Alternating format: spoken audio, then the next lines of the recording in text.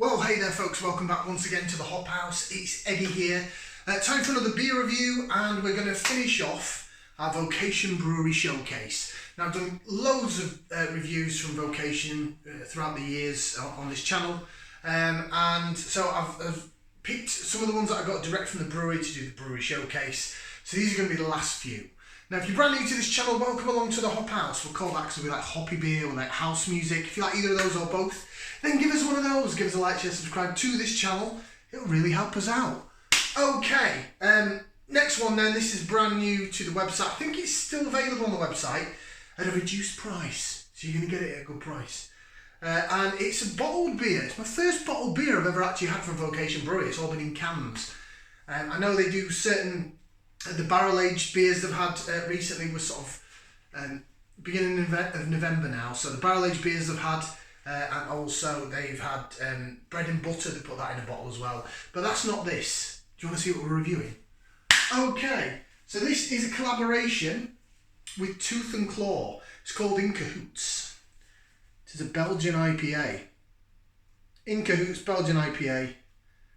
There you go. Hey presto.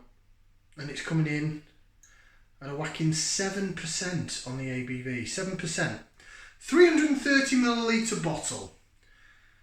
Now, as I say, I got this, the V Vocation logo jobby on the bottle cap.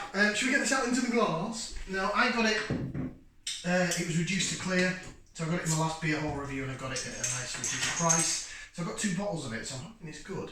Nice bit of CO2 release when I opened it over there. Sorry, I don't open it in front of the camera. The only reason is if it decides to froth open, it's going to splat all over the floor, and that's not good. Right. It's dark. It's a really dark burnt orange colour. Like it, right? We'll put it to there. There's a little bit more left in the bottle, so we'll see if it's bottle conditioned in a little bit. The only time I had Belgian IPA was years ago when I went to the Belgian Beer Festival. I wasn't really into my beers then. I was just drinking whatever I could get my hands on. I was like in my early 20s at the time. I didn't give a shit.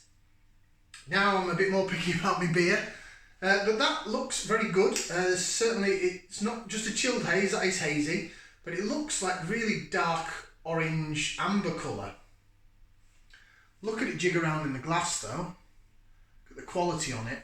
I'm not going to jig it around too much. We'll once we get down it a bit, I'll do the old laser vision that I usually do.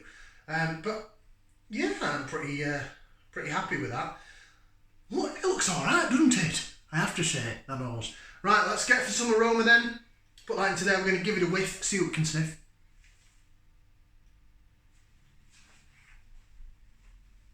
Smells malty, smells orangey, smells burnt caramel. A little bit earthy and peaty as well. Now, Belgian beers can be like that. They can be sort of earthy and peaty. Use different malts.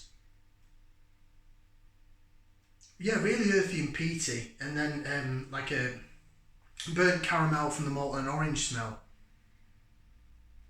Not necessarily overly IPA smelling, as in like your citrus, lemon, lime, mango, grapefruit, yada yada yada. But then it's a Belgian IPA. It smells very beery, very peaty, very.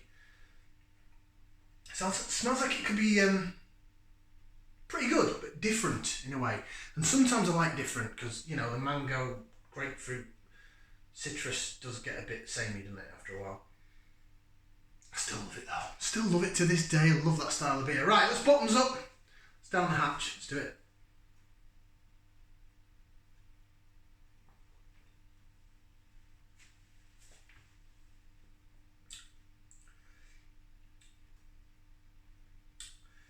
Yeah, you can tell it's not a normal IPA. Very nice though. Lovely flavoured beer. I'll run through some flavours in a sec. We're going to do some laser vision. For those that love the lacing, I know you're out there. There you go. Bit of a jig around in the glass. And we'll go like that. And hopefully you can see just how much the head's chasing. The bubbles are chasing the bottom of the head. In a beer like this, it's obviously darker. It's darker malt bill. You can really pick up on that magic trick, as I call it in beer. It's certainly lacing to the sides of the glass. Lovely look. Look at the body on it. definitely earthy, peaty, and burnt caramel and orange. It's really, really quite strong. Now this has been, it's been in my beer box in my garden, where it was cold anyway. I put it in the fridge for about 20 minutes. It's been out of the fridge about 15-20 minutes, so it's not freezing cold, but it's cold enough, if you know what I mean.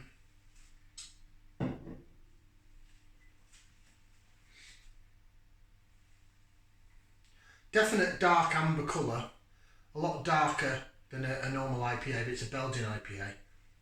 Right, let's go for some flavours.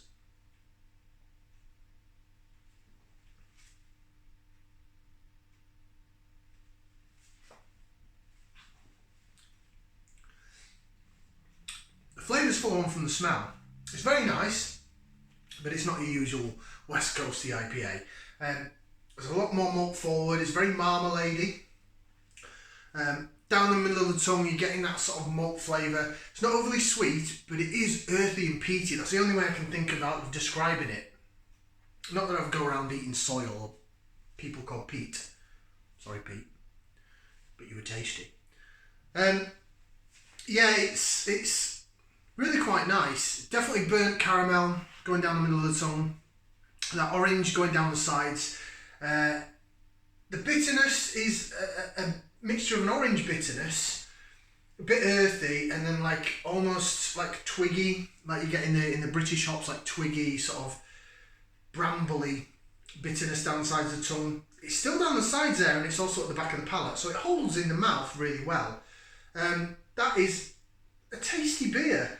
Different take on an IPA because it's Belgian, and the Belgians know their beer, don't they? My God, you go to a Belgian beer bar and it's like if you were to go to a coffee shop in this country and they were to give you like, here's our menu, and it'd be full of like, I don't know, different styles of coffee or cakes or something. It's like that. So it's like a coffee shop, but it's a beer bar. That's sort of how Belgians do it. Interesting. Right, Tooth and Claw, don't know anything about them. Let's read the bottle. So, In Cahoots. Enter the world of Tooth and Claw, where modern meets tradition, in the form of a Belgian IPA. Its deep orange colour complements the layers of earthy flavours, whilst the hops lend notes of pine, lemongrass, herbal tea and a subtle hint of vanilla. Malty, bitter and fruity. It says, smooth in texture with a noticeable bitterness, balanced out by the spicy and fruity aromas. So there you go. Your beer, our vocation, it says on every beer there, doesn't it? So there it is. In Cahoots, Belgian IPA, 7%. I like that. I do. I'm not really getting the fruitiness. I'm definitely getting this orange vibe going on. I'm definitely getting twiggy bitterness. I wouldn't say I was getting any hint of vanilla. And quite marmaladey. The orange meets with the bitterness and it becomes quite marmaladey in the mouth. It's decent though, I like it. I'd buy it again so it gets a thumbs up. I'm going to give it a 1.5 because I like it. The more I'm drinking it, the more I like it. And I always find this with my 330ml size beers. The more you get down it, the more you want more. And I'm thinking, is that a ploy so that you buy more? You just seem to, the flavour's always better on a 440ml can. I think that's something that's in my head. I think it's in my mind and I can't get it out. I just think it's something that's in my head. And I don't think it's real. But that's good. Vocation Tooth and Claw. Look up Tooth and Claw because I'm gonna. I've never heard of them before. So I'll look up Tooth and Claw because I've never heard them before. 1.5 from me. Like, share, subscribe. We've got a couple more coming your way. Ciao for now, people.